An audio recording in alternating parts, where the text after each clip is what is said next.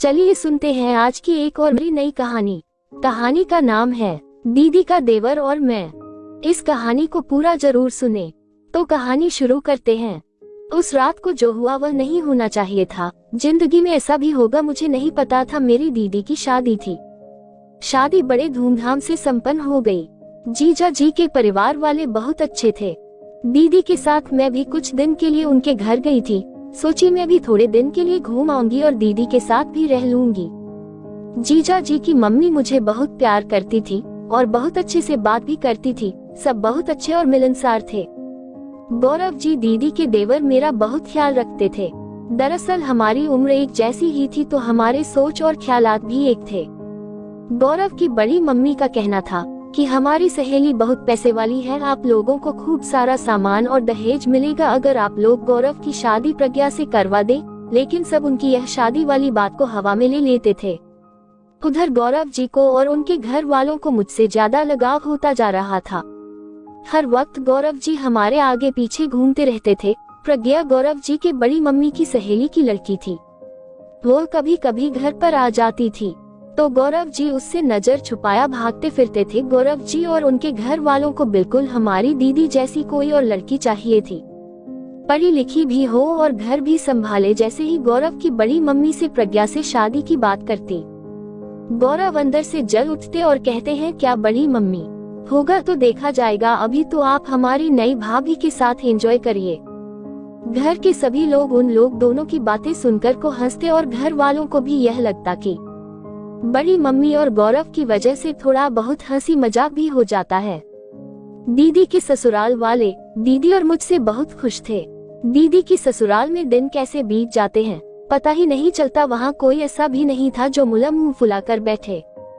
धीरे धीरे हंसते खेलते दिन बीत गए और आखिर वो दिन भी आ गया जब घर से पापा का फोन आया। पापा दीदी के ससुर जी से बोले हमारी छोटी बेटी सुमन को घर भेज दीजिए। सुमन की माँ को अकेले घर में बिल्कुल अच्छा नहीं लगता। आपका घर तो हमारे दोनों बेटियों से भर गया, लेकिन हमारा घर एकदम सुनसान सा पड़ गया है। दीदी के ससुर थोड़ा बहुत आनाकानी किए लेकिन फिर मान गए। बोले ठीक है, गौरव के साथ सुमन को भिजवा देता हूँ। गौरव मुझे मेरे घर तक छोड़ने आए लेकिन अंदर से तो बहुत दुखी थे। धीरे धीरे हमारी बातें फोन पर होने लगी और हमें एक दूसरे से प्यार हो गया। प्यार का सिलसिला आगे बढ़ता ही जा रहा था और एक दिन वह बात हमारी दीदी को पता चल गई। दीदी इस बात का बुरा ना मानते हुए एकदम खुश हो गए और बोली कि कुछ दिन बाद घर वालों से बात करेंगे शादी के बारे में। गौरव और मैं यह सुनकर बहुत खुश हो गए। तभी अगले ही दिन दीदी की अचानक से बहुत तबीयत खराब हो गई। दीदी को जीजा जी और उनके परिवार वाले जल्दी से हॉस्पिटल लेकर पहुँचे। इधर हम लोग भी जल्दी से हॉस्पिटल पहुंचते हैं। वहां पहुंचते ही मैंने देखा दीदी अंदर एडमिट थी और उनके ससुराल वाले सभी लोग रो रहे थे। गौरव की तरफ देखकर थोड़ी खुशी तो हुई, लेकिन उस समय हालात कुछ ऐसे थे कि दीदी के अलावा कुछ नजर नहीं आ रहा था। अचानक से डॉक्टर साहब बाहर आए और बोले सॉरी, हम पेशेंट को नहीं बचा सके। उनके पेट में ट्यूमर था जो कि अब वह पॉइजन का रूप धारण कर लिया था। इस वजह से हम उन्हें नहीं बचा पाए। ये सुनकर सबके पैरों के तले जमीन खिसक गई। दीदी अंदर अकेले पड़ी हुई थी। उन्हें देखकर ये लग रहा था कि अभी वह उठ जाएंगी, लेकिन अब तो वह कभी भी नहीं उठ सकती थी। सभी लोग रोते रोते बेहाल हो गए। जीजा जी को उस वक्त देखकर बहुत दया आ रही थी। मैं तो एकदम सुन्न सी खड़ी हुई थी। ना किसी को चुप करवाने की हिम्मत थी और ना ही रोने की। हमें नहीं पता था कि दीदी को अचानक ऐसा कुछ भी हो जाएगा। घर आकर दीदी का दाह संस्कार हुआ और उनके लिए पूजा पाठ भी करवाया गया। धीरे धीरे सब उनके बिना जीना सीख रहे थे, लेकिन जीजाजी की हालत किसी से भी नहीं देखी जा रही थी। इधर मेरे और गौरव जी के प्यार का फूल खिलता। उससे पहले ही दीदी किसी को कुछ बताए बिना ही चली गई। मेरे पापा दीदी के ससुर जी से बोले अब मुझे दामाद जी की हालत देखी नहीं जाती। मैं सोचता हूँ कि मैं अपनी छोटी बेटी सुमन से दामाद बाबू की शादी करवा देता हूँ। यह सुनकर इस बात में सबने हामी भर दी। मैं और गौरव जी वहाँ से भागते भागते अपने कमरे में चले गए और घर वालों की बात याद करके हम दोनों खूब रोए। फर्ज के आगे हम दोनों मजबूर हो गए। मेरी शादी जीजाजी से हो गई। ना मैं कुछ बोल पाए और ना गौरव जी, बस जो हमारे साथ हो रहा था हम उसे होने दे रहे थे। शादी की पहली रात जीजाजी रूम में आए तो एकदम डर गई मैं। आखिर करती भी तो क्या करती, लेकिन शायद परिवार की वजह से जीजा जी शादी तो कर ली, लेकिन वो मुझे दीदी की जगह कभी नहीं देना चाहते थे। उन्होंने बेड से अपना तकिया उठाया और बालकनी में सोने चले गए। दिन बीतते गए।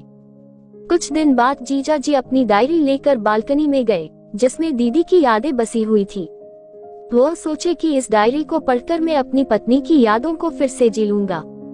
उन्होंने जैसे ही डायरी खोली, उसमें एक लेटर था जो बिल्कुल डायरी के पहले पन्ने से चिपका हुआ था। उन्होंने सोचे ये क्या है, लाओ इसे खोल कर देखता हूँ। जब लेटर खोले तो उसमें दीदी ने हमारे और गौरव जी के बारे में सारी बातें लिख डाली थी कि मुझे ऐसा फील हो रहा है कि मैं ज्यादा दिन तक नहीं जी पाऊंगी और आप बाहर है तो शायद आपके आने तक इस दुनिया में ना रहा हूँ। इसीलिए मेरी आखिरी ख्वाहिश है कि देवर जी की शादी मेरी बहन से हो जाए और आप मेरी आखिरी ख्वाहिश जरूर पूरा कर दीजिए, आपकी मानवी। और तभी लेटर पढ़ते ही जीजा जी की आंखों में आंसू निकलने लगे और वह तुरंत ही गौरव को मेरे कमरे ले आए और हम दोनों से सारी बातें कहने लगे कि क्यों तुम दोनों ने मुझे एक बार भी नहीं बताया कि तुम दोनों एक दूसरे से प्यार करते हो। उस वक्त हम और गौरव जी रोए जा रहे थे, हमारे मुंह से कुछ बोला ही नहीं जा रहा था। अगले ही दिन जीजा जी ने पूरे घर वालों को यह बात बताकर मुझे तलाक दे और पंडित जी से एक अच्छी डेट पूछकर हम दोनों की शादी करवा दी। आज जीजा जी हम दोनों को एक साथ देखकर बहुत खुश होते हैं। दीदी का ससुराल अब मेरा भी ससुराल हो गया। पहले की तरह तो नहीं, लेकिन कुछ हद तक हमारा परिवार फिर से खुश रहने लगा। दोस्तों, आपको हमारी कहानी कैसी लगी कमेंट बॉक्स में जरूर बताइएगा। हमारी ऐसे ही कहानी सुनने के लिए हमारे चैनल को लाइक एंड सब्सक्राइब जरूर कीजिएगा। धन्यवाद।